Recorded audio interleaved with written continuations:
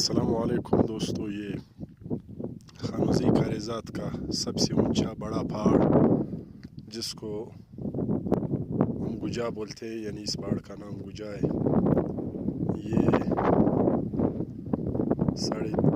4,500 metre सतह समंदर या ज़मीन से ऊंचा है।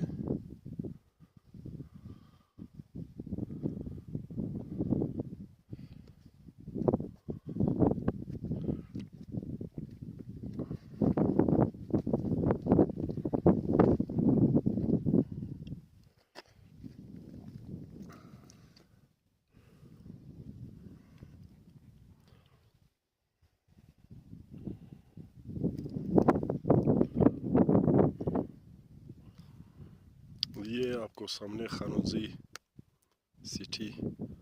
थोड़ा आज मौसम धुंधला है इसलिए साफ नज़र नहीं आ रहा।